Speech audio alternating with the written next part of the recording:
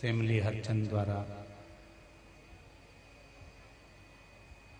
नर्मदापुरम के इस पावन सेमली हरचंद में भगवान की अविरल कथा अपन सब श्रवण करने के लिए बैठे हैं।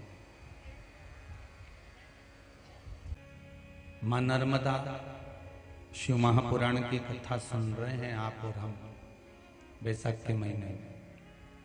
नर्मदा जी का नाम ही नर्म से मतलब होता है सुख, आनंद, और दा का मतलब होता है देने वाली। जो सुख की देने वाली है, स्मरण की देने वाली है, भजन की देने वाली है, भगवत स्मरण की देने वाली है, वो नर्मदा। ये साधारण सी कोई ऐसी बहने वाली नदी नहीं है।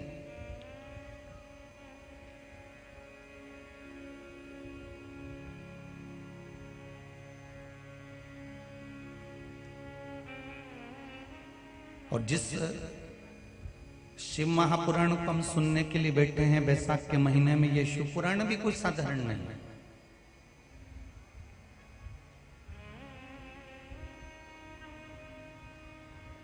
शिव महापुराण की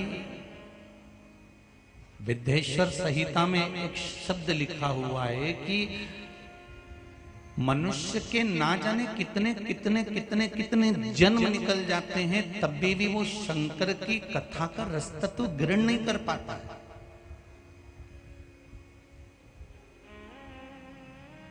और फिर आखिरी में भटकने के बाद में जब सब दूर डोल लेता है, भटक लेता है, सारे संसार में भटकने के बाद फिर अंत में भगवान शंकर की शरण में आता है, तब जाकर उसको कुछ फल मिलता है।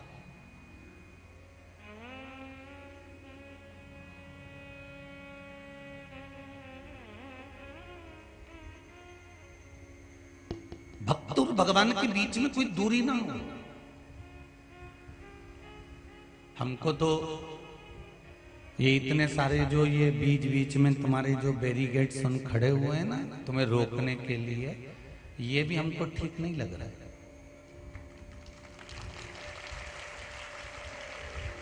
केवल ये जो पाइप लगा है यहाँ पर एक बैरिकेड होना चाहिए जजमान को बैठने के लिए, बाकी का जितना है नहीं। तुम्हारे और हमारे बीच में कोई पर्दा हो ही नहीं तो मजा ही नहीं आए कथा बाज में। अब तुम भी वो झरोका में से ऐसे झांक रहे राम,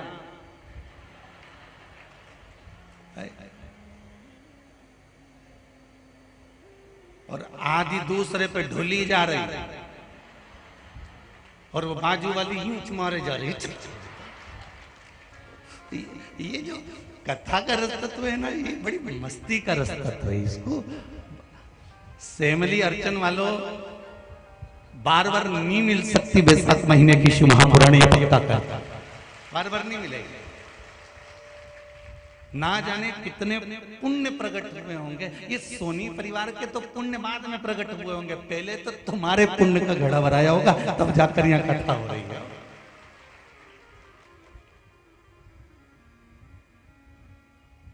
पुण्य का घड़ा पहले तुम्हारा भराया। ना जाने इसमें लिखा है किसी बहन ने, हमने तो एक पशुपति व्रत तो कथा के लिए ही करा कि हम पंडाल में कथा सुन लिया। बताओ तुम्हारा पशुपति व्रत सफल हुआ कि नहीं हुआ? अब एक पशुपति व्रत तो तुमने कथा के लिए कर दिया। अब कथा के लिए करा तो भोलेनाथ जी ने सुनी, और जितने बैठे हो ना सबका मन था बस एक बार हमारा गांव में कथा हो जाए, राम हो, एक बार ये पगला महाराज आ जाए, बस एक बार पकड़ाई आ जाए, फिर देखेंगे। वो तो भला हो बस जीवात्मा का जो चली गई, और उसने जो पीछे से जो कथा करवाई है ये सोनी परिवार ने, बहुत बहुत साधुवाद है, बहुत बहुत धन्यवाद है। ये कहीं सुख की अनुभूति।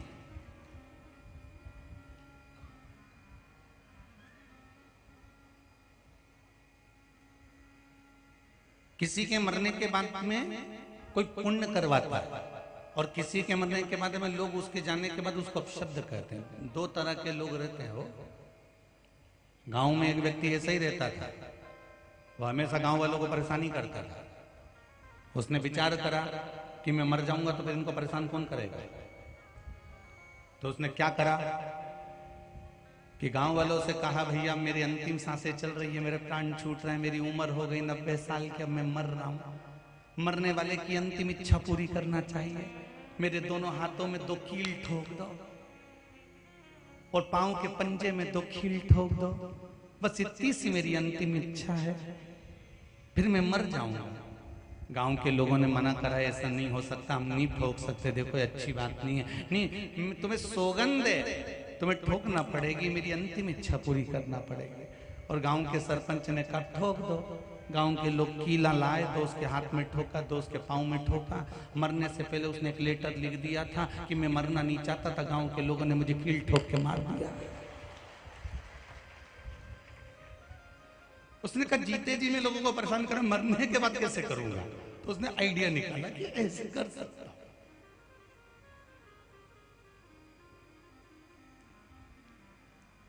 कोई होता है जो पुण्य कराता है, कोई होता है जो भजन कराता है, कोई होता है जो सत्कर्म कराता है। इसलिए शंभु शरणे पड़े मांगू घड़ी घड़ी, दुख काटो दया करी न दर्शन। ये शिव की कृपा है, ये शंकर की अविरल भक्ति।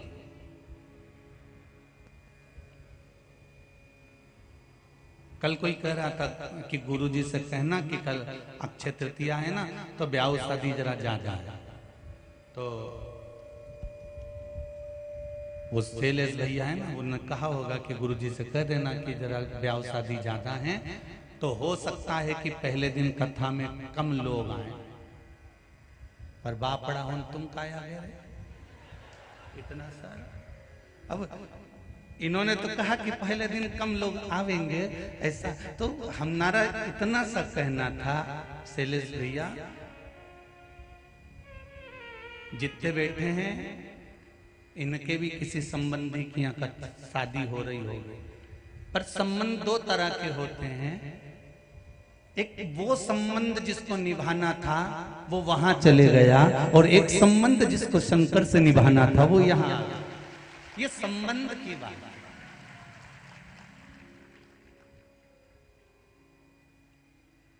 इसीलिए ये पंडालों से बाहर बाहर ढेर बैठे हो। ये शिव मैंने तेरे ही भरोसे, ओ बाबा तेरे ही भरोसे, हवा बिच उड़ती जवानी, बाबा डोर तो छठी में कटी जवानी, ओ भोले मैं तेरी पतंग, शंभो मैं तेरी पतंग, हवा बिच उड़ती जवानी, बाबा डोर तो छठी ना में कटी जाऊंगी। भगवान से केवल एक संबंध हमको जोड़ना, एक रिश्ता बनाना, और शिव महापुराण की कथा केवल एक संबंध जोड़ने का काम करती है। पशुपति व्रत जब हम करते हैं, पशुपति व्रत जब हम धारण करते हैं, भगवान शंकर की आराधना करते हैं, शिव जी के मंदिर में जाते हैं, सुबह पूजन करते हैं, शाम को 6 दिए लेकर जाते हैं, मीठे का प्रसाद लेकर जाते हैं। जब हम शंकर की आराधना करते हैं, तब उस आराधना में, शिव की भक्ति में जब हम शंकर के दीप प्रकट करते हैं, तो ये शिव से संबंध जोड़ना है कि हम तुम्हारे हैं और तुम हमारे।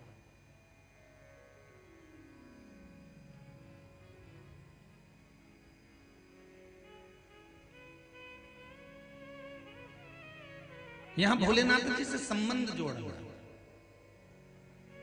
और एक बात बहुत अच्छे से ध्यान रख लीजिए,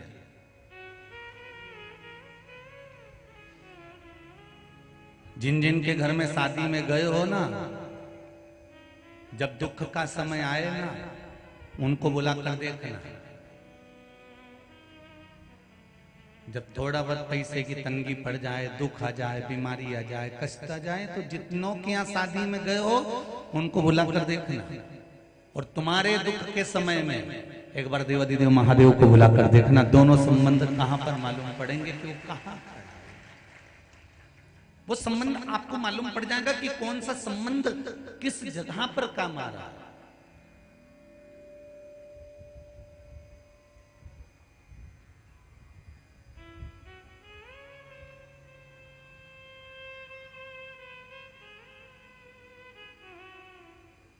महाराज, परिवार, रिश्ते, नाते, ये तो घर तक के साथी हैं, और घर के बाहर तो इससे तो आगे भजन ही है साथी, हरि के भजन बिन अकेला रहेगा। हरि मन दो दिन का मेला रहेगा, कायम जनी का झमेला रहेगा। संपूर्ण जीवन के इन संबंधों को देख लो। आज एक अक्षय तृतीया है, मां अन्नपूर्णा का जन्मोत्सव भी है। आज मेरे भगवान विष्णु के अवतार श्री परशुराम भगवान का जन्मोत्सव भी है। आप सभी को मेरे परशुराम भगवान की और अन्नपूर्णा माता के जन्म महोत्सव की बहुत बहुत बहुत बहुत बधाई।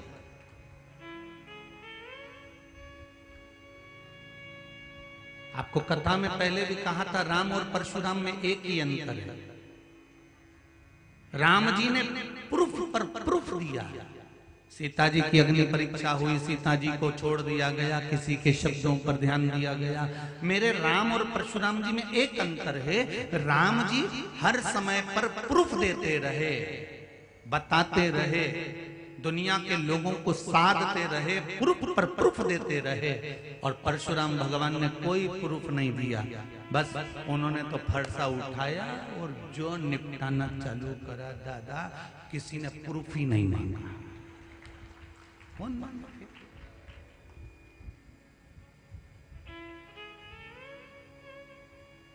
फिर कौन मांगे कि भैया दादा इससे कौन भिड़े?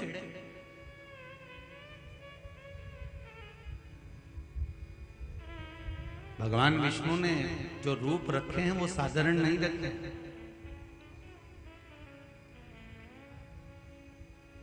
भगवान विष्णु ने जो स्वरूप धारण करे हैं वो साधारण नहीं करे। संपूर्ण भारतवासियों को, संपूर्ण देशवासियों को आज माता अन्नपूर्णा के प्रागट्य दिवस की और भगवान परशुराम भगवान के प्रागट्य दिवस की बहुत बहुत बधाई, बहुत बहुत बधाई। आपका जीवन भगवान परशुराम जी से सीखिए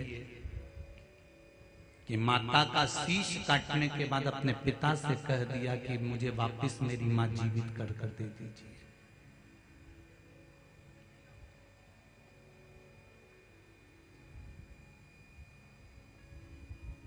कितनी सुंदर बात कही है, जरा समझ लेना। परशुराम भगवान से आज मां नर्मदा शिव महापुराण की कथा में बैठे हो।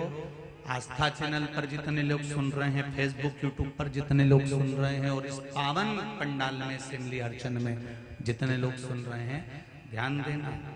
परशुराम भगवान से कहा गया कि माता का सिर काट दो, और ने सिर काट दिया। और बाद में परशुराम भगवान के पिताजी ने पूछा कि तुझे क्या दूं, तो कहा मेरी माता को जीवित कर दो। इतनी सी बात हमको सीखना है परशुराम भगवान से कि नर्मदा जी के घाट पर जाकर नारियल फोड़ो, मना नहीं है, खूब फोड़ो, मना नहीं है।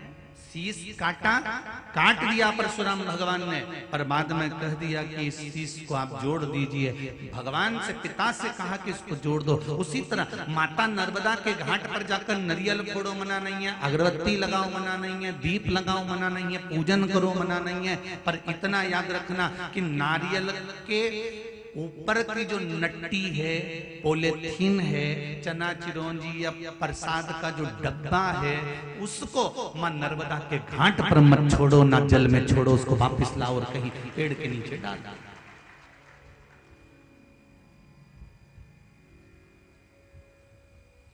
पवित्र भक्ति में दिखावा नहीं होना चाहिए। भक्ति में कुछ आपको पहले भी कथा में कहा कि शिव मंदिर में अगर आप अगरबत्ती नहीं लगा सकते, दिया नहीं लगा सकते, पूजन नहीं कर सकते, एक लोटा जल नहीं चढ़ा सकते, आप शंकर जी के मंदिर में एक बेलपत्र समर्पित नहीं कर सकते, आप शिव मंदिर में जाकर एक लोटा पानी नहीं चढ़ा सकते, तो मत चढ़ाओ। इतना तो कर सकते हो कि जीवन में अगर दुख आए, तकलीफ आए, कष्ट आए, तो तुम्हारे पास कुछ भी नहीं है ना, तो शंकर जी के मंदिर में जाकर थोड़ी झाड़ू लगा लो, थोड़ा पोछा लगा लो, थोड़ी सफाई कर लो। इतना भी अगर आपने कर लिया, एक महीने क्या 15 दिन कर कर देख, तेरे खुद रास्ते साफ हो जाएंगे। तू 15 दिन कर तो काल मृत्यु वो मरे जो काम करे, चंडाल का और काल उसका क्या बिगाड़े, जो भक्त हो महाकाल का।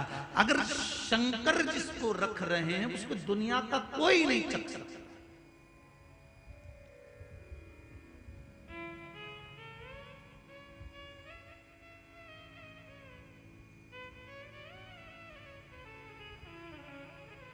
एक उंगली अगर किसी पर उठा रहे हो ना, एक उंगली अगर किसी पर आप उठाकर कर रहे हो कि ये ऐसा है, ये ऐसा कर रहा है, वो ऐसा कर रहा है, वहां ऐसा हो रहा है, तो ये 3 उंगलियां आपकी ओर जाकर बता रही है कि तुम अपने अंदर झांक कर देखो कि तुम कैसे हो, तुम्हारी सोच कैसी है, तुम्हारे विचार कैसे है, तुम्हारी दृष्टि कैसी है।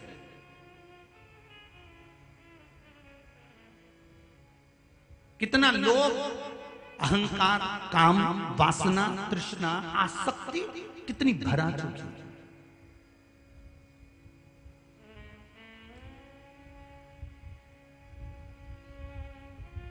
भाई जिंदगी में एक बात याद रखिएगा, बनने का प्रयास करिएगा तो सीढ़ी बनने का प्रयास करना कि हम किसी को ऊपर की ओर बढ़ा सकें, किसी का एक आनंद की ओर उसको अग्रण्य कर सकें। ये नहीं कि सीढ़ी के पाए तोड़कर उसको नीचे गिरा दिया जाए। प्रयास करना कि आगे बढ़ने का हम और प्रयास करें कि इसको और बढ़ाया जाए।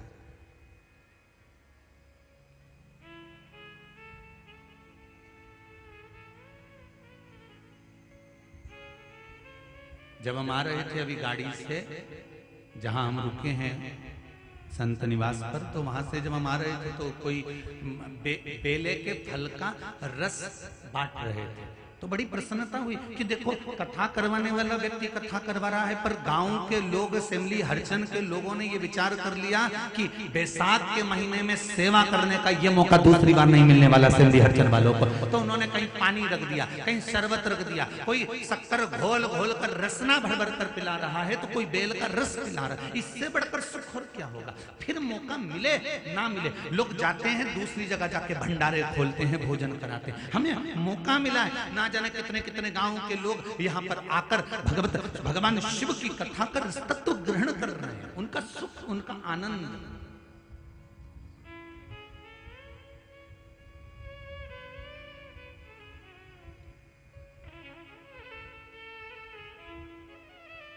और माई नर्मदा के तट पर तो ढेर संत, साधु, सन्यासी, तपस्वी, ब्राह्मण, जोगी सब निवास करते हैं। मेरा एक निवेदन जजमान परिवार से बस थोड़ा सा रहेगा कि कोई अगर नर्मदा तट के कोई संत आ रहे हों, साधु आ रहे हों, कोई सन्यासी लोग आ रहे हों, तो उनके लिए बैठने के लिए कल से एक ब्लॉक छोटा सा बना देना, जिससे संत लोग आगे बैठकर आराम से कथा का रसतत्व ग्रहण कर सके। बस इतना सा।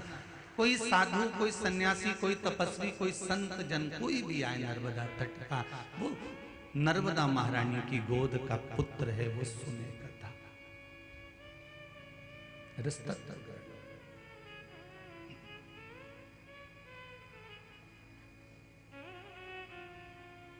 मां नर्मदा शिव महापुराण की कथा सुनने बैठे हो।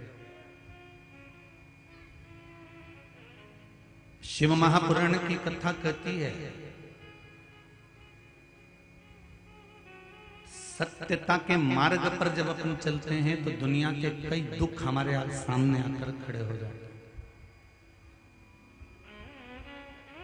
दुख भले आए, पर यदि शिव की भक्ति आपके भीतर है, शंकर का स्मरण आपके भीतर है, तो वो दुख तुम्हारे सामने जरूर आएंगे पर आपके ऊपर हावी नहीं हो पाएंगे। ऐसा नहीं है कि दुख नहीं आते, दुख तो आएंगे। जैसे धूप और छांव है, दिन और रात है, सुबह और शाम है, उसी तरह जीवन के पहलू में सुख और दुख है। जैसे एक चक्र चलता है ना, बहुत बड़ा चक्र जब चलता है जिंदगी का, चक्र में एक तरफ सुख है तो एक तरफ दुख है। बस इतना जीवन में स्मरण रहे कि जो व्यक्ति जब ज्यादा अहंकार में फूल जाता है, काम में, लोभ में, आसक्ति में, तृष्णा में, वासना में जब ज्यादा फूल जाता है, तो चक्र उसको उठाकर दूसरी जगह पटक सकता है, फिर वही जीवन शुरू हो सकता है।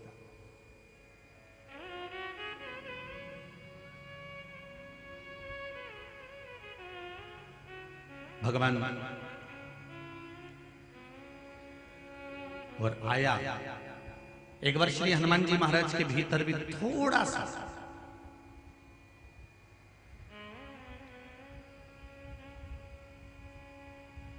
श्री हनुमान जी महाराज के भीतर भी छोटा सा, थोड़ा सा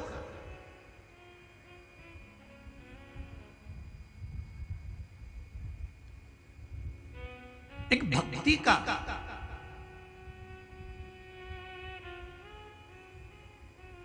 थोड़ी सी अभिमतता सामने प्रकट हो गई और भगवान राम बैठे थे सिंहासन पर, भगवान मेरे सीताराम सरकार सिंहासन पर बैठे हुए थे, हनुमान जी महाराज उनकी मस्ती में बैठे हुए थे। हनुमान जी महाराज ने आकर सीताराम सरकार से कहा, राघव जी से कहा, स्वामी मेरे मन में एक अभिलाषा है। क्या अभिलाषा? मैंने आपकी सेवा करी, आपकी सेवा में मैं लगा रहा, पर मेरी एक इच्छा है। क्या इच्छा? मुझे शंकर भगवान और माता पार्वती का दर्शन करना।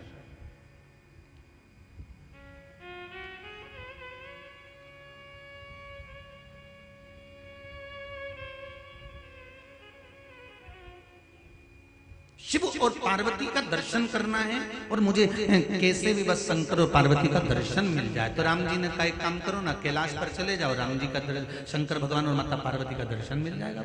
जाओ कैलाश पर, शंकर पार्वती का दर्शन करना है तो कैलाश चले जाइए। अब एक बात याद रखना, ये कथा आपकी और हमारी है,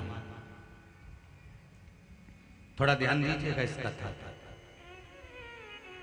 मेरे हनुमान जी महाराज जी को राम जी का दर्शन हो रहा है, मेरे हनुमान जी को सीता जी का दर्शन हो रहा है, मेरे हनुमान जी को माता कौशल्या कैकेयी सुमित्रा जी का दर्शन हो रहा है, मेरे हनुमान जी को भगवान विष्णु का दर्शन हो रहा है, मेरे हनुमान जी को देवऋषि नारद का दर्शन हो रहा है, मेरे हनुमान जी को सभी देवी देवताओं का दर्शन हो रहा है। पर हनुमान जी ने यह संवाद भगवान राम जी से कहा कि मुझे शंकर और पार्वती का दर्शन नहीं हो रहा, उनका मुझे दर्शन करना।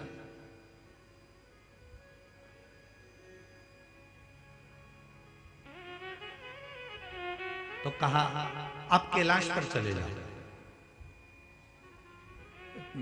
हनुमान जी महाराज ने कहा कैलाश पर्वत पे, हाँ क्या वहां पर शंकर पार्वती का दर्शन हो जाएगा? बिल्कुल हो जाएगा, जाओ जरा कैलाश पर। और हनुमान जी महाराज सीताराम सीताराम सीताराम सीताराम सीताराम सीताराम करते करते करते करते कैलाश पर पहुंच।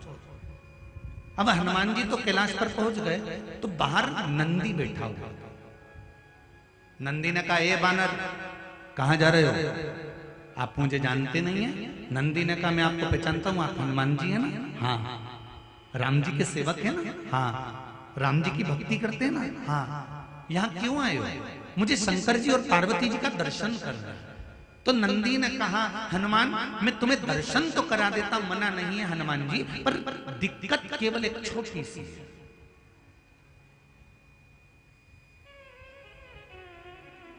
सेमली अर्चन वालों, मां नर्मदा शिव महापुराण की कथा सुनने के लिए बैठे हो, इसलिए नर्मदा जी की इस कथा को सुनना जरूरी है।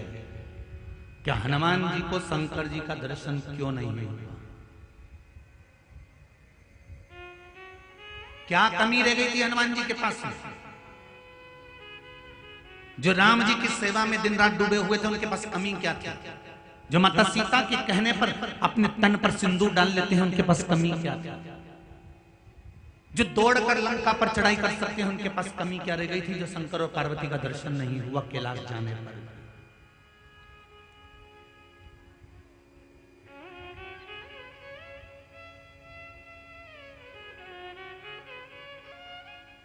जो पल में लंका में आग लगा सकते हैं, वो शंकर और पार्वती का दर्शन क्यों नहीं पा रहे?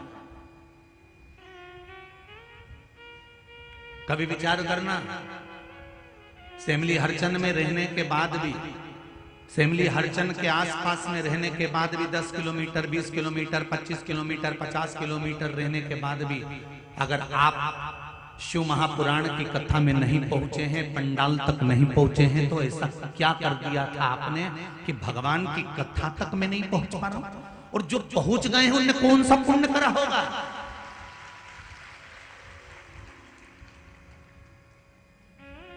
मेरा तो माताओं से भी कहना है, अपने अपने पतियों से कह देना, कमाने के लिए जिंदगी पड़ी है और किसके लिए जोड़ रहे हो? सवेरे 8 बजे से दुकान खोलकर बैठते हो, रात के 9 बजे तक दुकान खोलकर बैठते हो, किसके लिए कमा रहे हो? पत्नी और बच्चों के लिए। जब अंतिम समय में प्राण छूटेंगे और ऊपर जाओगे, तब वो यम के दूत भी कहेंगे, दुकान पर बैठकर नौकरी में, सर्विस में झूठ तूने बोला, प्रपंच तूने बोला, गलत तूने बोला, छल तूने करा, कपट तूने करा, बेईमानी तूने करी, इसलिए तुझे नरक भोगना पड़ेगा। तो वो जीवात्मा कहती है, मैंने तो अपनी पत्नी के लिए कमाया था, मैंने बच्चों को आगे बढ़ाने के लिए कमाया था, मैंने बच्चों के लिए करा था, इसलिए मैंने झूठ बोला था, इसलिए मैंने कपट करा था, तो मुझे नरक भेज रहे हो तो मेरी पत्नी और बच्चों को भी भेजो। तो यम के दूत कहेंगे, झूठ तूने बोला, छल तूने करा, कपट तूने करा, बेईमानी तूने करी, इसलिए सुन ले भेरू, भोगेगा भी तू, कोई दूसरा नहीं भोगने वाला। तो मेरी माताओं से निवेदन, तुम तो जोरदार खजूर वाली छोटी मोटी बना के रहे हो, अपने कोई टेंशन नहीं, जरा सी रत्ती भर की जो होगा, आग लगे बस्ती में, अपन रहे हो मस्ती में। बस इतना जरूर करना कि अपने अगर सेमली हरचंद के 50 किलोमीटर, 60 किलोमीटर, 100 किलोमीटर के दायरे में रहते हो, तो एक बार पति से जरूर कह देना, सुनो जी सुनो, मैंने कथा का सुना है, नर्मदा भी नहा लेंगे और नर्मदा की शिव महापुराण भी सुन लेंगे, जरा चले क्या 5 मिनट होके आए, चले।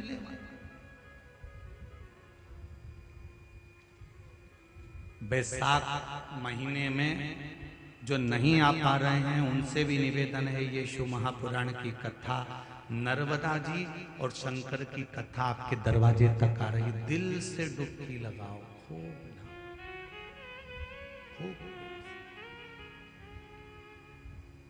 और कोई इससे बाँचने वाला कोई दूसरा नहीं, शिव शंकर है, करवाने वाला कोई दूसरा नहीं, शिव शंकर है, और सुनने वाला कोई दूसरा नहीं, शिव शंकर, कोई दूसरा। जो मैं कहते हैं ना कि मैं बाँच रहा हूं या मैं कर रहा हूं या मैं करवा रहा हूं, उनका मैं तो कहीं पर भी टूट सकता। एक महाराज जी प्रवचन में कह रहे थे, मेरे मुंह से 7 दिन तक गंगा बहेगी, तुम सब डुबकी लगा। एक गांव का व्यक्ति दौड़ के अपने घर गया, पत्नी से जाकर कहा, सुन, पिताजी की अस्थियां रखी थी, कहाँ है? पत्नी बोली, क्यों, तुम गंगा जी जा रहे हो? पति बोला, फालतू की बात मत कर, गंगा जी जाने की जरूरत नहीं है, गंगा ही अपने गांव में आ गई है।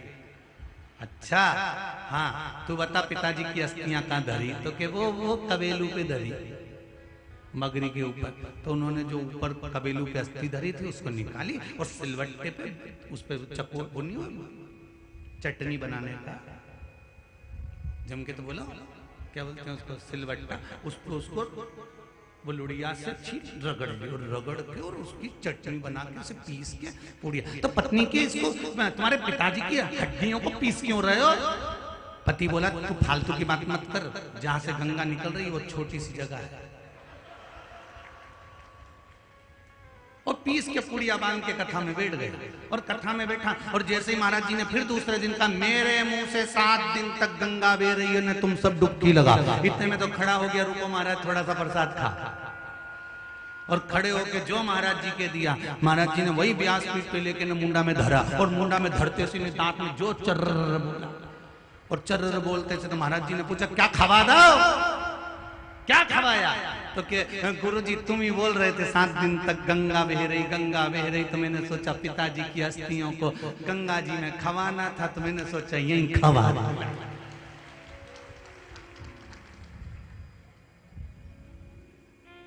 तो जहां मैं जुड़ा हुआ है, जहां पर अहंकार जुड़ा हुआ, वो अहंकार कभी भी समाप्त हो सकता।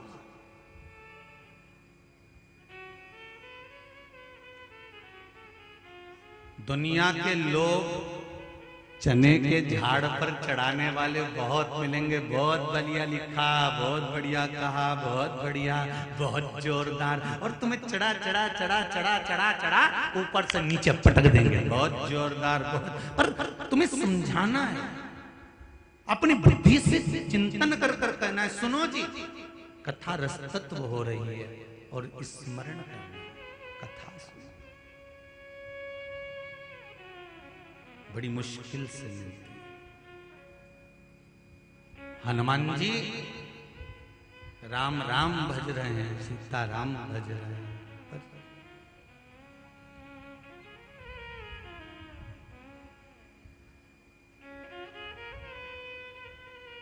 कहां राम? मुझे शिव जी का दर्शन करना, शिव जी का दर्शन। ओ हनुमान जी से नंदीश्वर कह रहे हैं कि तुम्हें शंकर जी का दर्शन नहीं हो सकता, वापिस लौट जाओ। मुझे जानते हो आप? हनुमान जी ने कहा मुझे पहचानते हो? हाँ पहचानता हूं।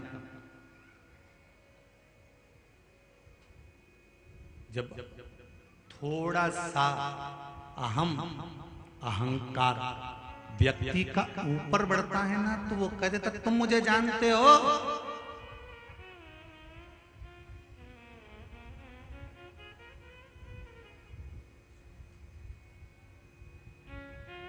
कई जगह कथा करने जाते हैं ना, तो वहां पर लोग आकर बोलते हैं हम उनके आदमी हैं, तुम हमें पहचानते हो? कई लोग कुबेरेश्वर धाम पर रुद्राक्ष लेने आते हैं, तो वहां पर आकर कहते हैं हम उनके आदमी हैं, तुम हमें पहचानते हो? तो वहां पर जो कार्यकर्ता होते हैं वो कहते हैं हम भी शंकर के आदमी हैं, पहचानते हो? सबके लिए समता का भाव होना चाहिए।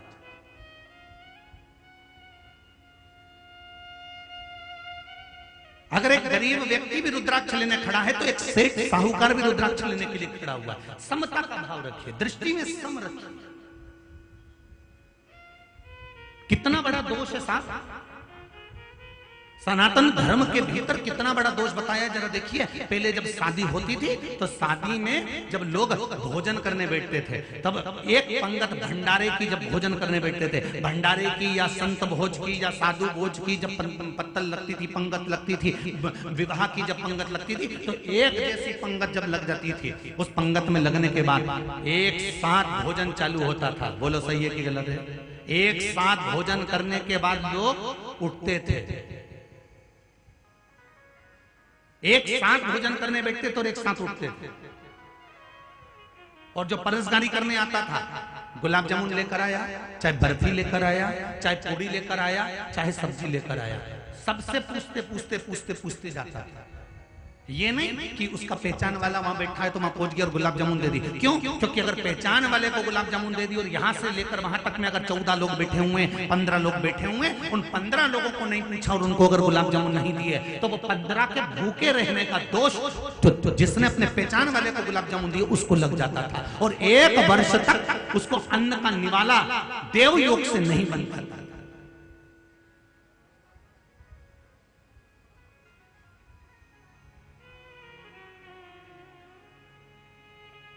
क्यों आई पृथ्वी पर नर्मदा जी? शंकर भगवान के शरीर का पसीना नर्मदा जी के रूप में कैसे प्रकट हो गया? क्यों आई पृथ्वी पर? कौन थी ये पूर्व में? हम तो केवल इतना जानते हैं कि शंकर जी के शरीर का पसीना निकला तो नर्मदा। नर्मदा थी कौन? इसका पूर्व जन्म क्या है? कौन थी? ऐसा क्या कर दिया इस नर्मदा ने जो पृथ्वी पर आ गई शंकर जी के शरीर के पसीना बनकर?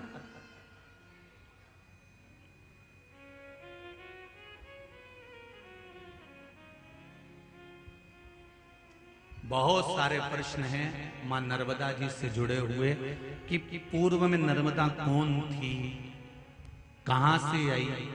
शंकर भगवान के शरीर का पसीना और 12 वर्ष की प्रकट हो जाना, अमरकंटक में आ जाना, मेखल की सुता बन जाना, मेखल की बेटी बन जाना और सोनभद्र के साथ में विवाह का प्रस्ताव हो जाना, ये तो सब बात आप लोगों ने सुन रखी है, इसका कोई वो नहीं है। पर मूल बात पर चलना है शिव महापुराण की कि नर्मदा पूर्व में कौन थी, कौन थी, क्यों आई।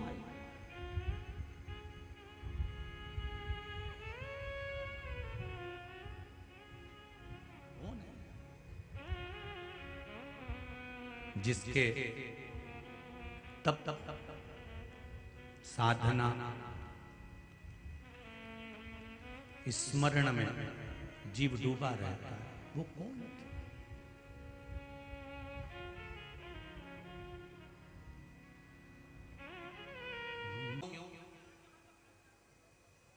मैंने ऐसा क्या कर दिया जो मैं शंकर पार्वती का दर्शन नहीं कर सकता कैलाश पर।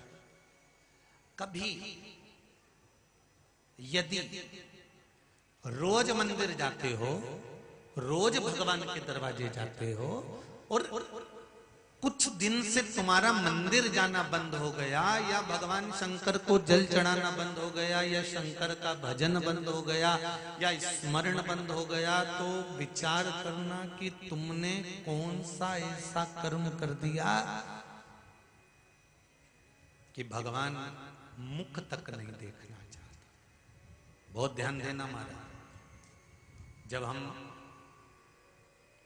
जब हमारा कुछ बेकार समय चालू होता है ना, हम बहुत पैसे वाले बन गए, बहुत धनपति बन गए, हमारे पास में बहुत संपदा आ गई, हम बहुत अच्छा भजन करने लगे, हम बहुत अच्छा दान पुण्य करने लगे, हमने बहुत अच्छा मंदिर का आनंद कर लिया, हमने बहुत सारा सत्कर्म कर लिया, हमने बहुत सारी दुकानें खोल ली, हमने बहुत सारा व्यापार बढ़ा लिया, हमने बहुत अच्छी नौकरी लग गई, हमने बहुत अच्छा सर्विस करना चालू कर दिया। ये सब कुछ होने के बाद में तुम रोज मंदिर जाते थे, रोज पूजन करते थे, रोज अर्चना करते थे, सब कुछ भगवान ने दे दिया। और जब तुम्हारा विनाश का समय आता है, जब तुम्हारा दुख का पल आता है, जब तुम्हारी तकलीफ का समय आता है, तब भगवान तुम्हारा खाना पीना बंद नहीं करता। भगवान कभी तुम्हारा भोजन बंद नहीं करेगा दुख के समय पर। भगवान कभी तुमको आकर थप्पड़ नहीं मारेगा दुख के समय पर। भगवान कभी तुम्हारे कानों में आकर नहीं कहेगा कि अब तेरा बेकार समय आ गया। भगवान कभी तुम्हारा घर जमीन जायदाद नष्ट नहीं करेगा दुख के समय पर। भगवान सबसे पहले जब तुम्हारा दुख का समय आने वाला होता है, तब भगवान सबसे पहले एक काम करता है। कौन सा काम? अपने मंदिर में आना तेरा बंद कर देता है। इतना काम करा देगा, इतनी व्यस्तता दे देगा, इतनी व्यस्तता दे देगा, इतना काम लाकर छोड़ देगा कि तू मंदिर जाना जम के तो बोलो छोड़ देगा। धीरे धीरे तू मंदिर जाना छोड़ेगा। पहले एक आध दिन छूटेगा, कहीं शादी ब्याह में जाना है, कहीं पार्टी में जाना है, कहीं घूमने जाना है, मंदिर छूट गए। फिर धीरे धीरे धीरे धीरे 15 दिन मंदिर छूटेंगे, फिर 20 दिन छूटेंगे, फिर 1 महीना छूटेगा, फिर 2 महीना छूटेगा, फिर शरीर में कष्ट आने लगेगा तो मंदिर नहीं जा पाऊंगा, आज मुझे वहां जाना है मंदिर नहीं जा पाऊंगा, आज मुझे वो करना है मंदिर नहीं जा पाऊंगा। धीरे धीरे 5 महीना 6 महीना मंदिर में जाना भगवान बंद करवा देता है। क्यों? क्या कारण है? किसी ने भगवान से पूछा तुम ऐसा क्यों करते हो, मंदिर जाना क्यों बंद करवा देते हो? भगवान बोले जब ये दुख में आएगा, तकलीफ में आएगा, कष्ट में आएगा,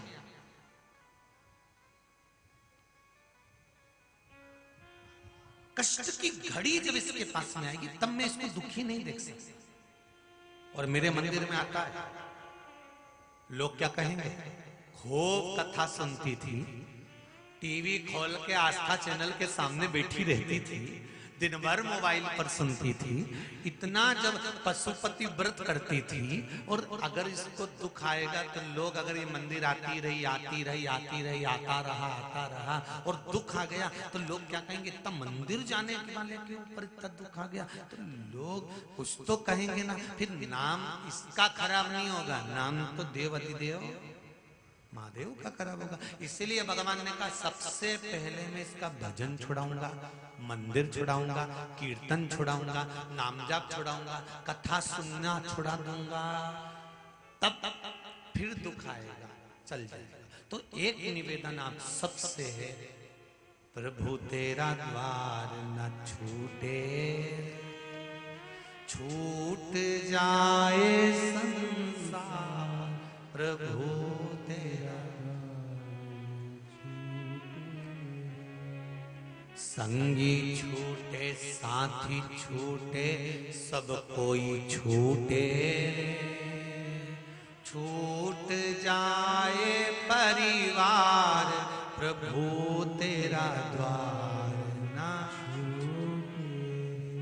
हे भगवान, सब कुछ छूट जाए, हमारा कुटुंब, कबीला, नाते, रिश्ते सब कुछ छूट जाए, पर इतनी कृपा मेरे भोलेनाथ करना, नहीं छूटे तेरा भजन और कीर्तन, ना सत्संग छूटे,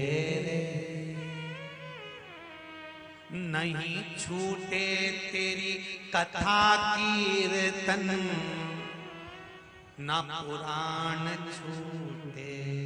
हे भगवान, सब छूट जाए पर ये नहीं छूटे।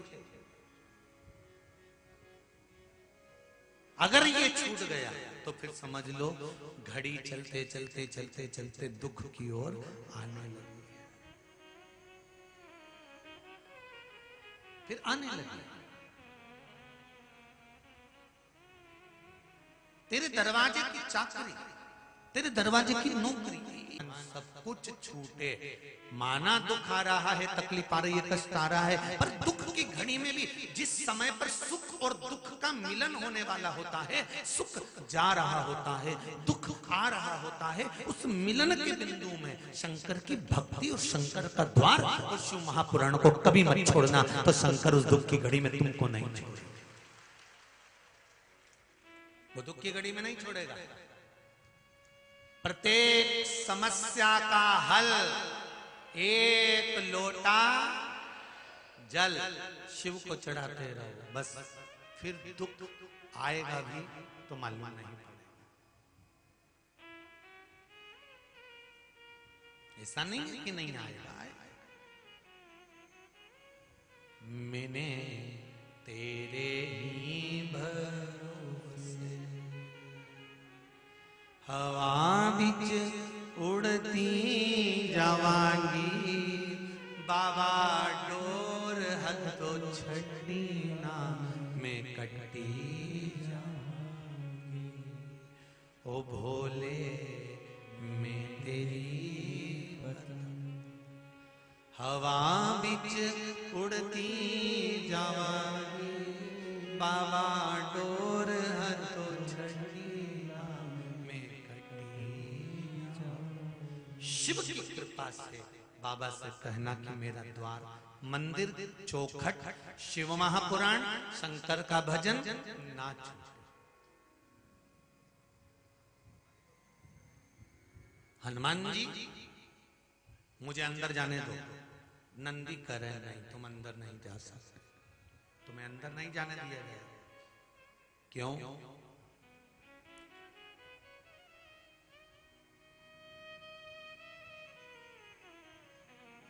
तुम्हें शिव और पार्वती का दर्शन नहीं मिलेगा।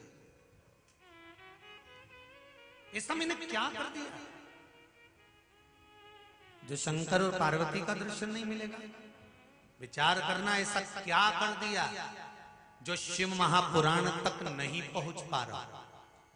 आज मैं कथा नहीं देख पा रहा हूं, आज मैं नर्मदा शिव महापुराण की कथा मोबाइल पर या टीवी पर या पंडाल में नहीं सुन पा रहा हूं। ऐसा मैंने क्या करा जो मेरी कथा छूट गई? क्या करा जो शिव नहीं मिल रहे? क्या आप आए नहीं, और सुबह हो गई, मेरी पूजा की थाली धरी की धरी रह गई। क्या कारण है जो आप नहीं हैं? कहा एक कारण है। नंदी बोले हनुमान जी से, शंकर और पार्वती का दर्शन नहीं मिल रहा है तो इसका एक कारण है। बहुत अच्छे से सुनना मेरी जीजियों माता। पशुपति व्रत एक कर लिया, काम नहीं हुआ। 2 कर लिया, काम नहीं हुआ। 3 कर लिया, काम नहीं हुआ। हारना मती। क्यों नहीं हुआ? क्या कमी रह गई? उस कमी को हमें ढूंढना है। कारण क्या है? क्या मैंने दिया लगाते समय कुछ भूल कर दी? पहला दिया जब पशुपति व्रत का जब मैंने मंदिर में सबसे पहले सोमवार को लगाया था, तो पहला दिया जलाते समय मेरे मन की कामना और नाम और गोत्र बोलना था। क्या मैंने वो नहीं बोला? क्या मैंने दिया जलाते समय अपना नाम गोत्र और भगवान से प्रार्थना नहीं करी कि मैं इसलिए तुम्हारा पशुपति व्रत कर रहा हूं? प्रथम दिया, और जो मैंने कामना करी वही कामना छठा दिया जब पहले दिन का मंदिर घर के दरवाजे पर लगाया, घर की ओर मुख कर कर, दरवाजे की ओर मुख कर कर, सीधे हाथ पर जो दिया लगाया, क्या उस समय पर मैंने फिर कामना नहीं करी? कुछ तो मेरी कमी रही होगी, हो सकता। क्या मैं प्रसाद का हिस्सा 3 घर से करके ले गए? जो हिस्सा मुझे मंदिर के अंदर बैठकर करना था प्रसाद का, कहीं मैंने घर से तो कर नहीं ले गई हूं। जो प्रसाद मैंने बनाया था वो प्रसाद बहुत सारा तो नहीं बना लिया कि मैंने आज खीर का प्रसाद बनाया तो 1 भगोनी भरकर बना लिया कि घर के लोगों के भी काम आ जाएगा और भगवान का भोग भी हो जाएगा। तो ये गलती तो नहीं कर गई?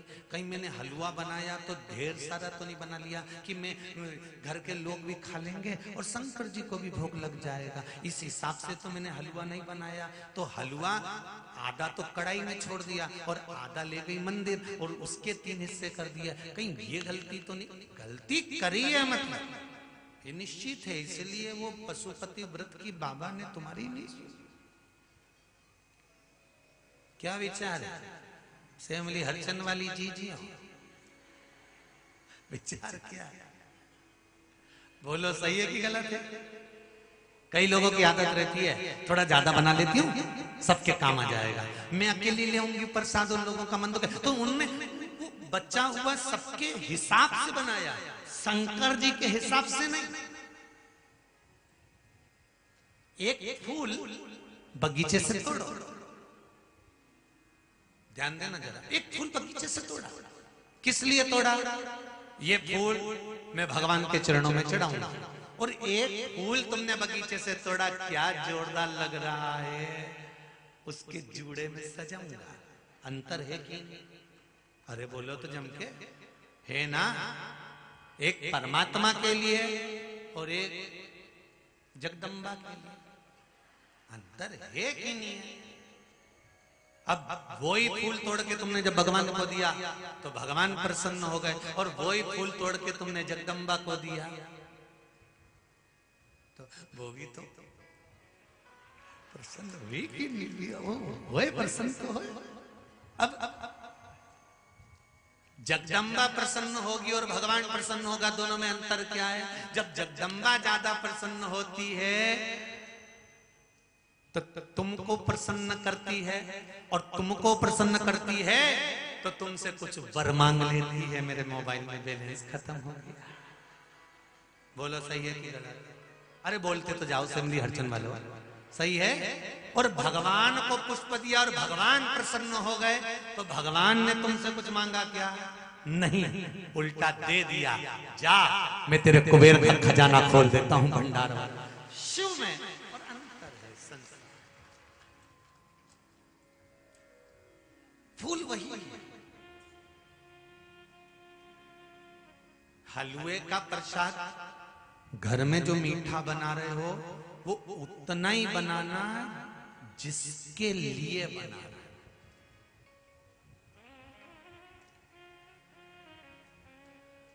माँ सब्जी बनाती है ना, तो उसको मालूम है मेरे बड़े बेटे को, मेरे छोटे बेटे को बैंगन की सब्जी अच्छी लगती है, तो वो छोटे बेटे के हिसाब से बनाएगी, बड़े बेटे के हिसाब से बनाएगी।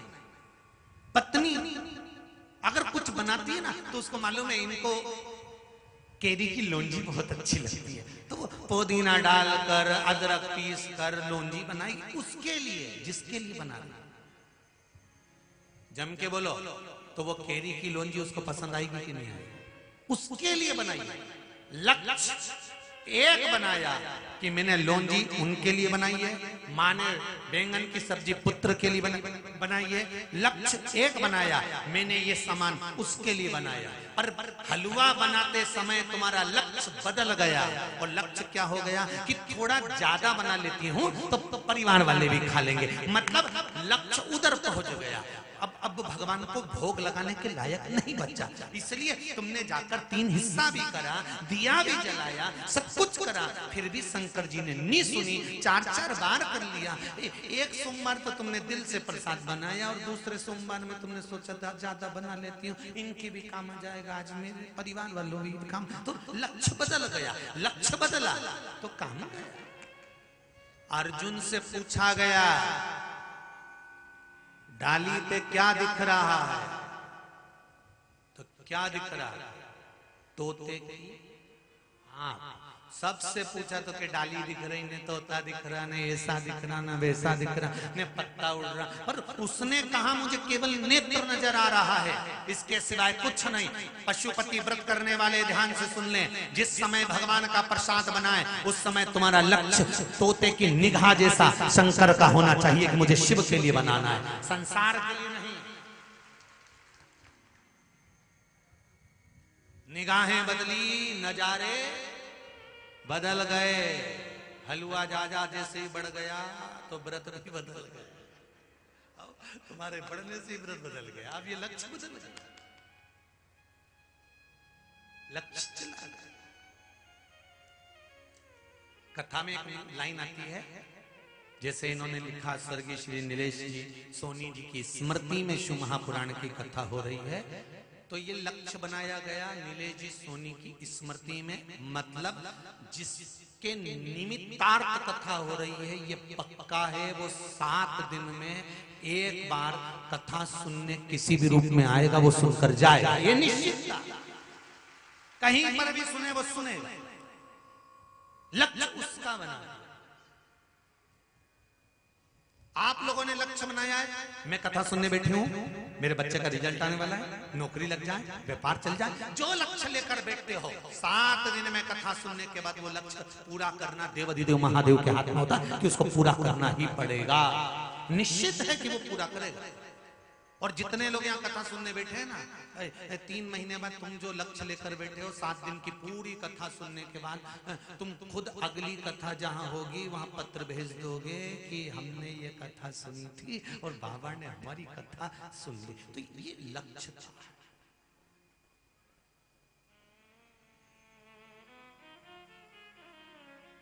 लक्ष्य निश्चित कर।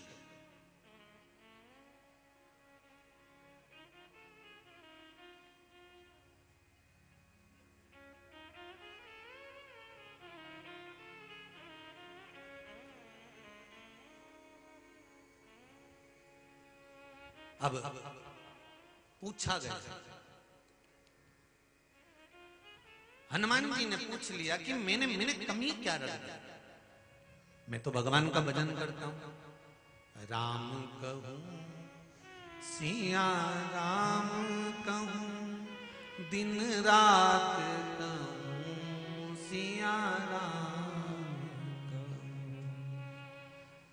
राम कहूं सिया राम कहूं, राम कहूं सिया राम कहूं, सुबह शाम कहूं सिया राम कहूं। मैं सुबह शाम दिन रात राम सीताराम कहता हूं, फिर मुझ में कमी क्या रह गई जो शंकर और पार्वती का दर्शन नहीं हो रहा? हमारा पशुपति व्रत भगवान स्वीकार नहीं कर रहे, उसमें कमी क्या रह गई?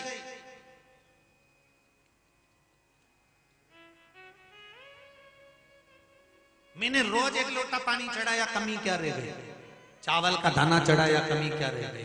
मैंने बेलपत्र चढ़ाई, कमी क्या रह गई? मैंने भजन भी करा, कमी क्या रह गई? आप आए नहीं और सुबह हो गई, मेरी पूजा की थाली धरी की धरी रह गई, कमी क्या रही है हमारी? किसी किसी की कथा पक्की होने के बाद भी कैंसिल हो जाती कई बार, वैसे तो बहुत मुश्किल है पर हो जाता। तो विचार करना कि क्या कमी रह गई, क्यों, क्या हुआ, बाबा क्यों नहीं चाहते, क्या ऐसा क्या रहा? मेरी बहुओं से भी निवेदन है, एक बहू के प्रति सास का मन ज्यादा रहता है, एक के प्रति कम हो जाता है। जिसकी कम हुआ वो सास की बुराई ना करे, देवरानी की बुराई ना करे, जेठानी की बुराई ना करे, वो ये छाटे कि मुझ में ऐसी क्या कमी रह गई जो मैं माता पिता का प्रेम नहीं पा पा रही हूं, मैं माता पिता का स्नेह नहीं पा पा रही हूं, वो कमी क्या है उसमें और मुझ में? क्या कमी रह गई? मुझे लगता है एक कमी रह जाती होगी, ये 2 तोले की है ना अंदर, 32 दांत के बीच में जिभ्या, इसमें कुछ ना कुछ कमी रह जाती होगी। कई माताएं कह देती, गुरुजी मेरी बहू है बहुत जोरदार, सारा काम संभाल लेती है, सब कुछ कर लेती है, सब बहुत बढ़िया गुरुजी, मेरी बहू है इतनी अच्छी, मैं वर्णन नहीं कर सकती, दिन रात काम में लगी रहती है, आगे बढ़ बढ़कर बाजार चली जाए, सामान लिया, मेहमानों को ले जाए, ये कर ले वो कर ले, सब काम कर ले, 50 मेहमान घर में आ जाए, नहीं सब काम कर ले, बस एक कमी है मेरी बहू में, क्या? बस बाकी बोले, जब वो बोले तब महारा घर डोले, ऐसी बोले, बस वो बोलती गड़बड़ है, बस बोले बस सब काम अच्छा करे और जब दिल से करना उन्हें सब बढ़िया करे, पर जब बोले ना सब करे धरे पर पानी फेर दे। तो मेरी बहुओं से निवेदन है, मेरी जीजियों से निवेदन है, मेरी बहनों से निवेदन है, तुम बहुत अच्छी, एकदम गुड नेचर, और तुम्हारी सास गोल्ड नेचर, वो भी एकदम गुड नेचर चीज, सब बढ़िया, पर जीवान कहीं ना कहीं गड़बड़ी करता है। इसलिए हमें सबसे ज्यादा कंट्रोल में रखना है। तो किस चीज को रखना है? जम के बोलो जरा, जिभ्या। इसलिए भगवान ने इसको जब बनाया ना शरीर में, तो सबसे आखिरी में बनाया, और बनाने के बाद नीचे से 3 जगह से बांध दिया। आज ही घर जाना, दर्पण में मुंह देखना, जीवान को ऊंची करके देखना, 3 जगह से कसी हुई है, ज्यादा मत बोलना। सबसे ज्यादा सेफ्टी में इसी को रखा, 32 सैनिक लगा दिए, ज्यादा बोले तो काट दो। तो 32 सैनिकों ने कहा ये हमारी नहीं सुनेगी, तो ने कहा 2 फाटक में बंद कर दो, होट बनाना। इसके बाद भी चैन से मेरी 1 मिनट पानी भरने गई ओटला पे, आग लगा के आ गई, 1 मिनट में सब कर धर के आ गई। बोल मेरी जीभा हरी हरी, 10-10 भोजन पान करे और राम नाम में मरी मरी। बोल मेरी जीवा, अभी भी नहीं बोली हरी, इतनी शिव कथा कह रही है, हनुमान जी कह रहे हैं नंदीश्वर से मैं राम राम सीता राम कहता रहता हूं, और आप मुझे शंकर भगवान का दर्शन नहीं करा, मुझे शिव और पार्वती का दर्शन नहीं करा रहे। कारण क्या?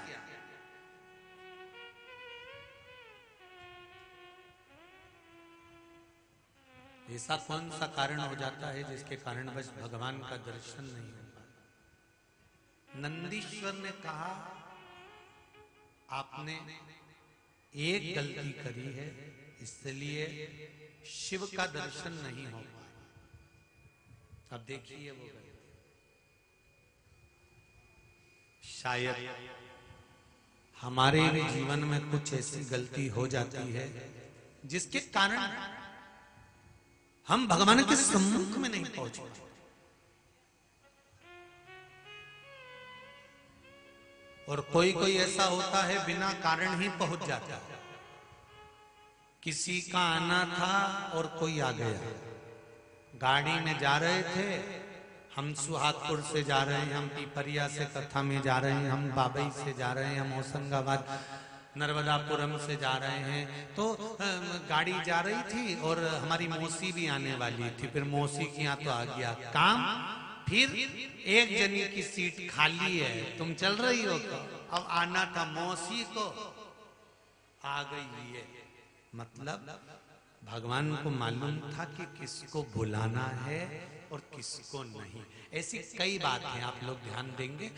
डॉक्टर ने कह दिया इनकी अंतिम सांसें चल रही है, इनको घर ले जाओ, इनके प्राण छूटने वाले हैं। और किसी किसी को लिया है 90 साल की उम्र, 3 बार गीता जी सुना दी, 4 बार गंगा जल पिला दिया, तुलसी का दल 1-2 बार तो होश ही नहीं दिया, तो जमीन पे गोबर से लीप के सुला भी दिया, 15 मिनट में फिर जिंदा।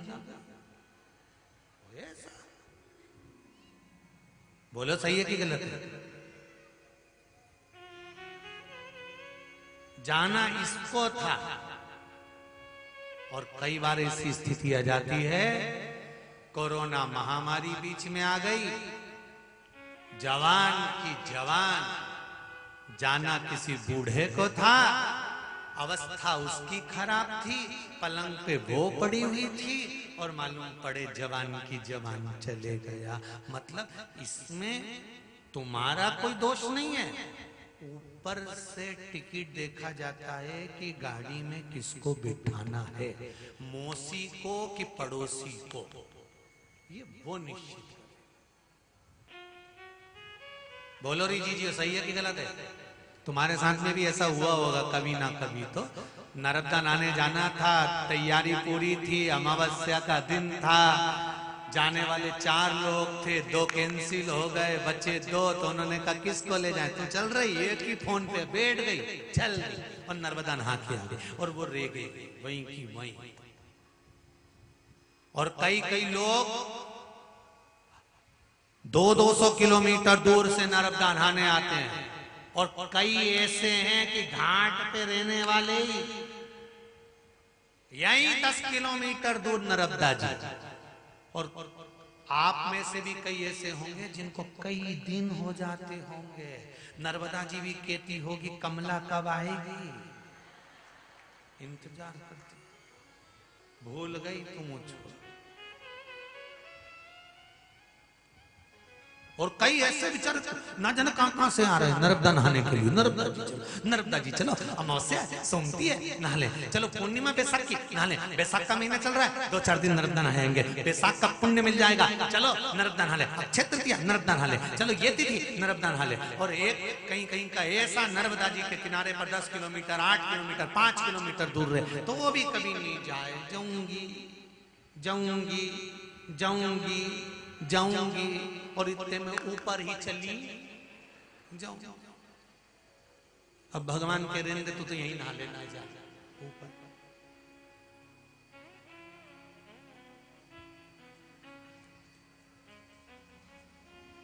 तो फिर इसने पूछा क्यों, ऊपर नर्मदा जी मिलेगी क्या नहाने के लिए? तो भगवान ने कहा नर्मदा तो नहीं मिलेगी, नर्मदा की वो दासी मिलेगी जो नर्मदा जी के कपड़े लेके गई थी और सोनभद्र के सामने जाके खड़ी हो गई थी, वो मिलने वाली। ये नहीं मिलेगी तेरे को।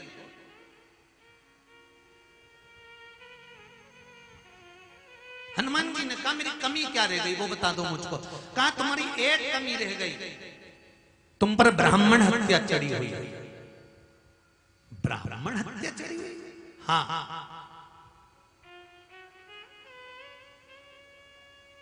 हनुमान जी ने कहा मेरे ऊपर ब्राह्मण हत्या? हाँ। क्या करा मैंने? नंदी बोले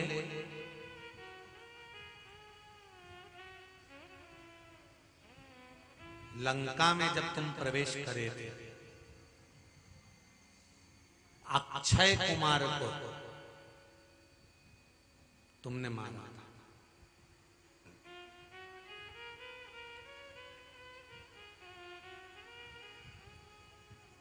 हनुमान जी ने कहा वो तो राक्षस था।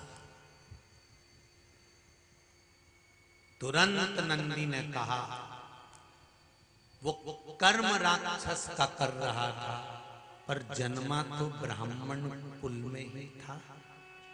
कर्म राक्षस का था।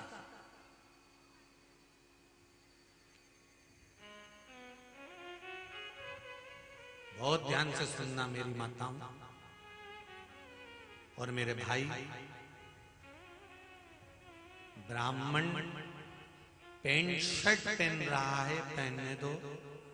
गाली दे रहा है, देने दो। अपशब्द कह रहा है, कहने दो। उसके कर्म का दंड वो भोगेगा। हमको अपनी जिह्वा से कभी किसी संत, साधु, सन्यासी, तपस्वी या कोई विद्वान या कोई ब्राह्मण या कोई आगे बढ़ने वाला हो, ऐसे की कभी निंदा नहीं करना चाहिए। जब तक उससे मिलो नहीं तब तक निंदा करो नहीं। पहले परखो तो कि उसमें क्या है। कई लोग कहते हैं हमारे वहां की गुलाब जामुन प्रसिद्ध है, कोई कहता है हमारे यहाँ की कचौड़ी प्रसिद्ध है, कोई कहता है हमारे यहाँ की रबड़ी प्रसिद्ध है, कोई कहता है हमारे यहाँ की जलेबी प्रसिद्ध है, कोई कहता है हमारे यहाँ का ये सामान प्रसिद्ध है, कोई कहता है हमारे यहाँ के छुआरे के लड्डू प्रसिद्ध है। तो जब तक तुम खाओगे नहीं तब तक कैसे मालूम पड़ेगा कि कचौड़ी प्रसिद्ध है कि नहीं, जलेबी प्रसिद्ध है। तुम्हें अच्छा लगना चाहिए और तुमने खाया और तुमको लगा कि हाँ जलेबी में दम है सामनी, रसगुल्ला में दम है सामनी, तुम्हारे यहाँ की रबड़ी में दम है सामनी, तो लगे। अब कई माताएं कहती हैं हमारी बहू जब खमंड बनाती है तो इतना जोरदार बनाती है कि हमारी बहू के हाथ का खमंड लोग खाते रह जाए। अब मालूम पड़े बना रही थी खमंड, बन गया श्रीखंड। तो काय का खमंड और क्या क्या हमारी बहू जोरदार बनाती है।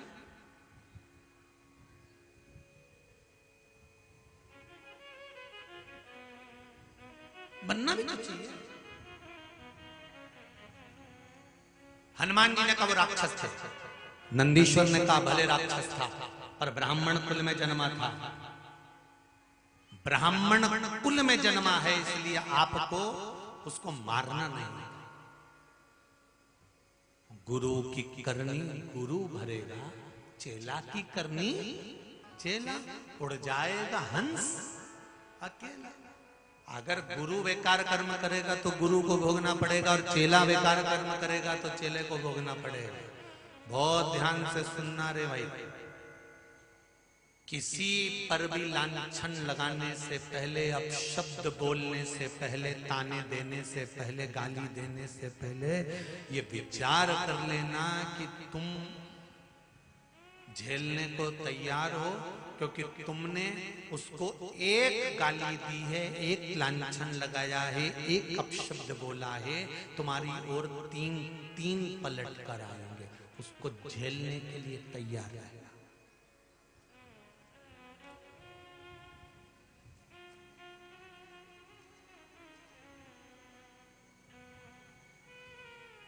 अपशब्द नहीं कही है तुमने, ब्राह्मण को मारा है, झेलना पड़ेगा। फिर निवेदन करूंगा, ब्राह्मण होकर वो बेकार कर्म कर रहा है वो खुद भोगेगा, हमें नहीं कहकर बुरे नहीं। संत होकर अगर वो बेकार कर्म करता है तो वो खुद भोगेगा, हमें कहकर बुरे नहीं होना। किसी मंदिर में अगर तुम जा रहे हो, मंदिर में जाकर तुम दिया लगा रहे हो, मंदिर में जाकर तुम पूजन कर रहे हो, मंदिर में जाकर तुम अर्चना कर रहे हो, मंदिर में दिया लगाओ, अगरबत्ती लगाओ, धूप बत्ती लगाओ, पूजन करो, अर्चना करो, पर मंदिर में जो आ रहा है और गलत काम कर रहा है, तुमने देख लिया, एक बार समझा दिया, दूसरी बार ना समझाओ तो उसकी जाकर कहीं निंदा नहीं करना कि ऐसा हुआ।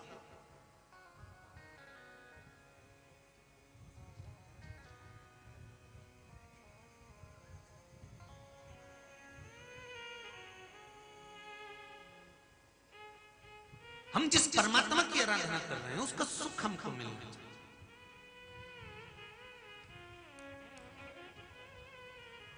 हनुमान जी, तुमने ब्राह्मण को मारा है तो ब्रह्म हत्या तुम्हारे ऊपर लग गई है।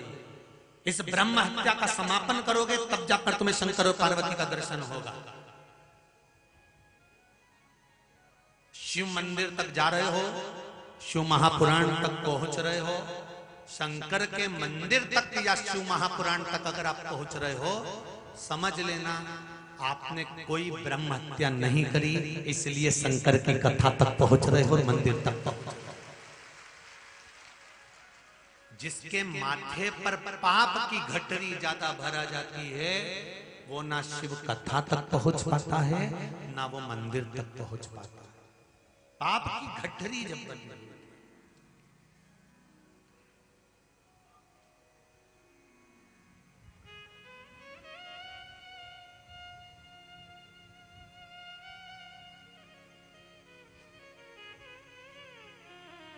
गठरी जब भरा जाती है तब सब। देखो, देवराज नाम का ब्राह्मण चोरी करता, धन लाता, वेश्यावृत्ति करता, जुआ खेलता, मांसाहार करता, मदिरापान करता, सारे गलत काम उसने करे।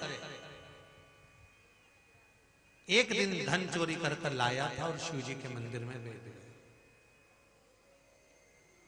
बहुत ध्यान देना गुरु जी, अभी आप कह रहे हो कि जो बेकार काम करता है तो उसको भोगना पड़ता है, फिर देवराज ने ऐसा कौन सा पुण्य का कार्य कर दिया था जो वो शंकर जी के मंदिर पहुंच गया बुखार आने पर?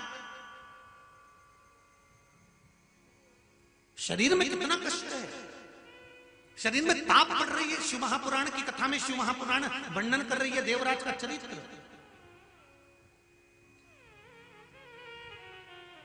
पूरे शरीर में ताप पड़ रहा है और वो शंकर जी के मंदिर में पहुंच गया। शिव कथा को थोड़ा सा सुन लिया, बाहर आ गया, बेलपत्री के पेड़ के नीचे प्राण छूट गए। यमदूत जब उसको बंदी बनाकर ले जाने लगे, तब देवताओं ने यमदूतों से कहा, भगवान शंकर के गणों ने कहा तुम इसको नहीं ले जा सकते, तो यमदूत कहते हैं, यम के गण कहते हैं कि इसको ले जाना पड़ेगा, ये पापी है, इसने वेश्यावृत्ति करा, इसने जुआ खेला, मदिरा पान करा, मांसाहार करा, इसने झूठ बोला, चोरी करी, छल करा, सब कुछ करा। इसलिए इसको नरक ले जाना पड़ेगा। शंकर भगवान के गणों ने कहा नहीं, इसने बेलपत्री के पेड़ के नीचे प्राणों को त्यागा, इसलिए ये शिवधाम जाएगा। ठीक है, पर एक बात समझ में नहीं आई, देवराज ने दोनों को खड़ा कर लिया। यहाँ शंकर भगवान के गण खड़े, इधर यमदूत खड़े, दोनों को हाथ जोड़कर कहा पहले मुझे ये बताओ, ले जाने से पहले चाहे तुम कैलाश ले जाओ, चाहे तुम नरक ले जाओ, पर ये बताओ कि मेरे जैसा पापी आज तक शंकर जी के मंदिर में नहीं गया था, पहली बार इतने शरीर में ताप होने के बाद मैं शंकर जी के मंदिर में प्रवेश कैसे कर गया, मैं शिव मंदिर में चले कैसे गया?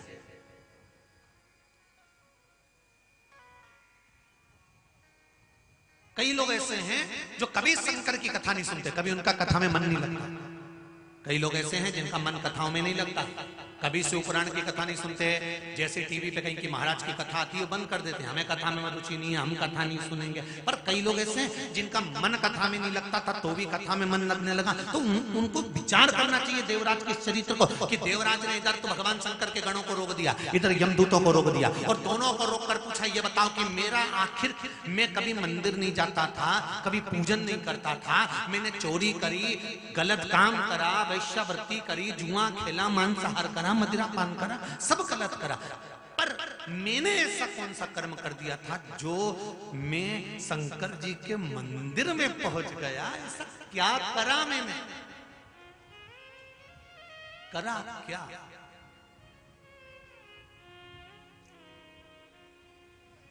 शिव गणों ने कहा, शिव मंदिर में तुम पहुंचे, उसका एक कारण था। तुम्हारे माता जिसने तुम्हें कोख में रखा, जन्म दिया, तुम्हारी वो माता प्रतिदिन जब तक उसका शरीर चला तब तक वो शिव मंदिर में गई, और अंत समय में उसने शंकर जी से जाकर कह दिया था कि मैं मंदिर में नहीं आ पाऊंगी, शरीर नहीं चल रहा, पर मेरा पूरा परिवार आपके भरोसे छोड़ रही हूं। मेरे घर का कोई जीव जब प्राण त्यागने का समय आए तब आपका दर्शन जरूर पाए। तब शंकर जी ने व्यवस्था कर दी और उसे मंदिर तक पहुंचा दिया। अब कहो तो शिव से, ये दुनिया के लोगों के चक्कर में पड़ोगे ना, और उनके चक्कर में पड़कर तुम अपना घर तोड़ लोगे। कई लोग ऐसे मुंडी घुमा घुमा के बोल दे, तेरे घर का है जिसने तेरे को नाश कर दिया है। ये इनके चक्कर में पड़ो तो मेरे देवादिदेव महादेव के चक्कर में पड़ो, भगवान शंकर के चक्कर में पड़ो। सारे शिव के दरवाजे पर एक लोटा जल चढ़ाना प्रारंभ करो, फिर जिंदगी का सारा दुख अपने आप कटना प्रारंभ हो जाएगा। तुम जाओ तो उसकी शरण में।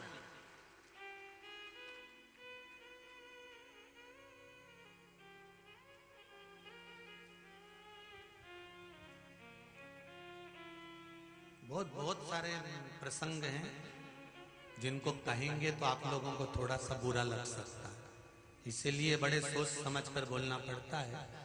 जब कोई बड़ी अमावस्या आती है तो लोग नगाड़ा बजा बजा के लेके जाते हैं, नर्मदा जी नहवाते हैं।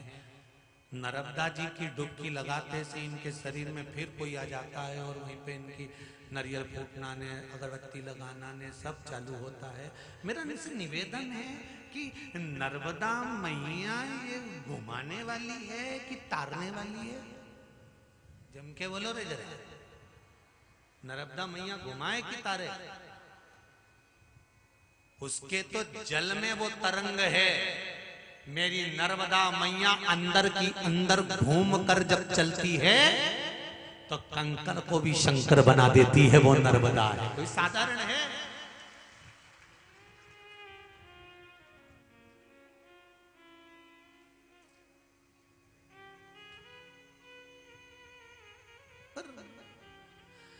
नगाड़ा बजा बजा के ले जाए ने, फिर वो नहवाएं तो फिर मई बाल खोल के आ जाए।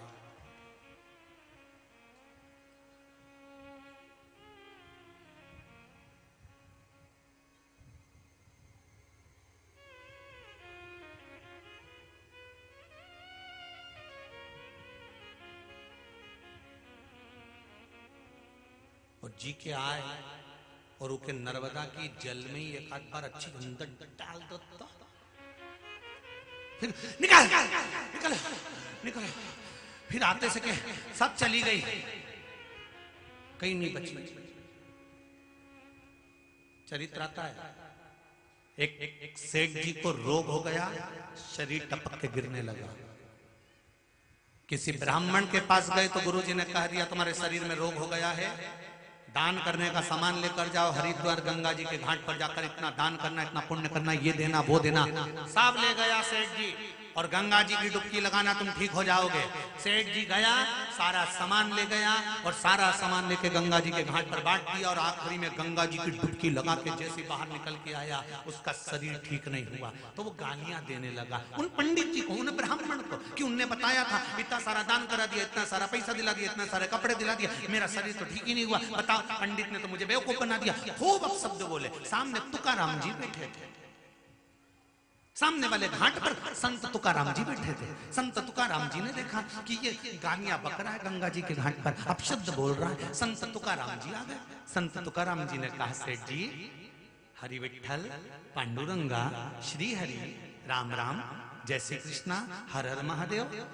संत तुकाराम जी ने जैसे कहा, सेठ जी बोले हर हर महादेव। क्या बात है सेठ जी, क्यों गाली दे रहे हो? एक पंडित जी ने कहा था कि तुम जब ये सब चीज बांट दो तब गंगा जी की डुबकी लगा लेना, डुबकी लगाते से तुम ठीक हो जाओगे। मैंने डुबकी लगाई, सब दान करा, पर ठीक नहीं हुआ। तो इतने में संत तुकाराम जी ने कहा, एक बार बाकी डुबकी लगा लो, क्या जा रहा है, चलो मेरे साथ। संत तुकाराम जी ले गए सेठ जी को, और जो गंगा जी में डुबकी लगाने के लिए संत सेठ जी से कहते हैं लगा डुबकी सेठ जी, सेठ जी ने जो डुबकी लगाने के लिए अंदर घुसे, संत तुकाराम उनके कंधे पे चढ़ गए।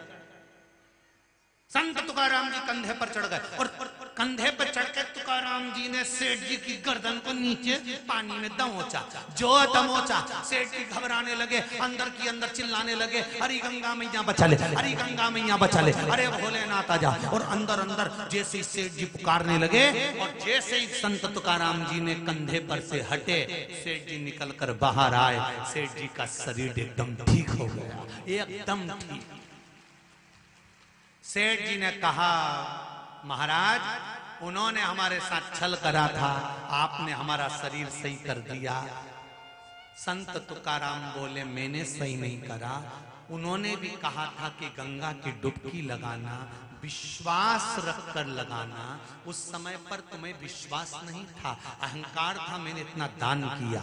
पर मैंने जब तुमको दबाया तब तुम्हारे पास बचने के लिए कोई साधन नहीं था। आखिरी में तुमने उस परमात्मा को पुकारा, उसने आकर बचा लिया और शरीर सही कर दिया। जब गंगा की डुबकी लगाओ चाहे नर्मदा की डुबकी लगाओ, विश्वास रखकर लगाओगे तो मेरी नर्मदा मैया सबको तार देगी, मेरा भोलेनाथ सबको पार उतार देगा। विश्वास होना चाहिए, भरोसा है, विश्वास है। हम केवल ब्रह्म में जीते,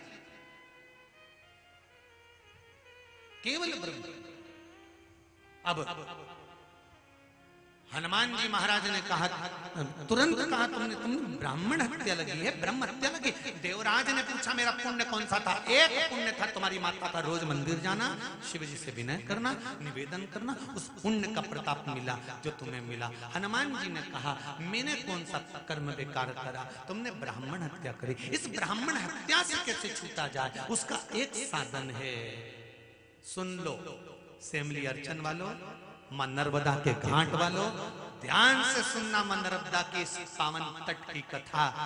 हनुमान जी ने पूछा नंदी से, मैं उस ब्रह्म हत्या से कैसे छूट सकता हूं? तो कहा, नर्मदा जी के घाट पर जाओ, उनका कंकर निकालो, उस कंकर की आराधना कर कर नर्मदा जी का जल उस पे समर्पित करो, उस जल का आचमन करो, तब हनुमान जी तुम वापिस आओगे तो शंकर जी का दर्शन तुम्हें मिल जाएगा।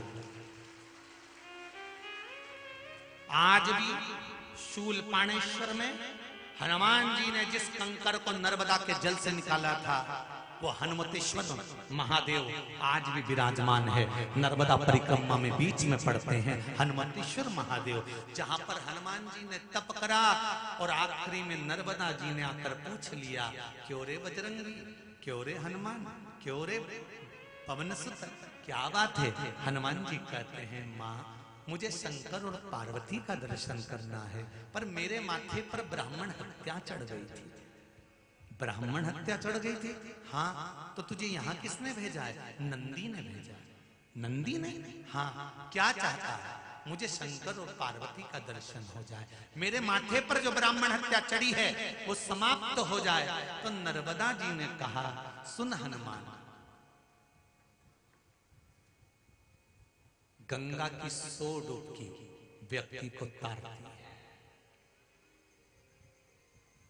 नर्मदा जी का तो केवल दर्शन ही व्यक्ति को तार देता है।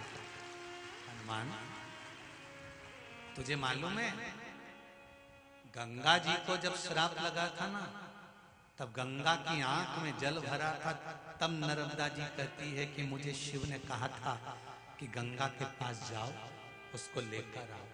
मैं गंगा को लेने के लिए गई थी, पर गंगा का अभिमान बहुत था। वो कहती थी, मैं तो तार देती हूं, कजन कितने पापियों को मैंने तारा है। तब मैं लौट कर वापिस आ गई थी। सुनो हनुमान, तब गंगा जब बहुत श्राप से लिप्त हो गई, तब मेरे पास आकर रोने लगी। एक स्त्री के पास जाकर ही दिल की बात कहती, तब मैंने गंगा के उस श्राप से उसको धो दिया। दुनिया गंगा नहाने जाती है और गंगा नर्मदा नहाने आती है। वो नर्मदा का साधारण हो सकती है,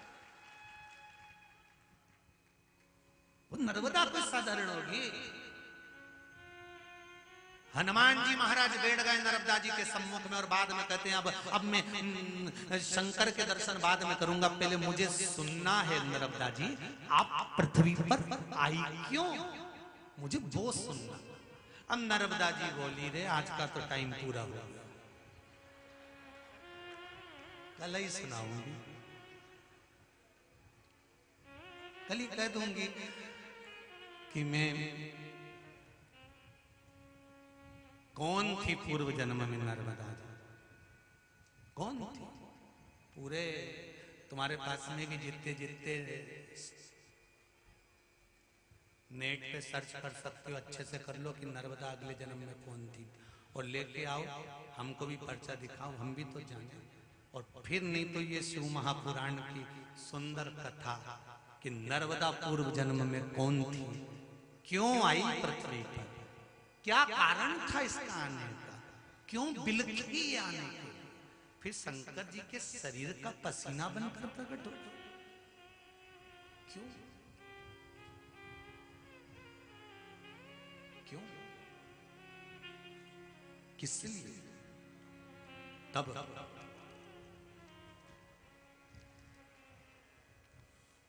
साधारण नहीं होगा।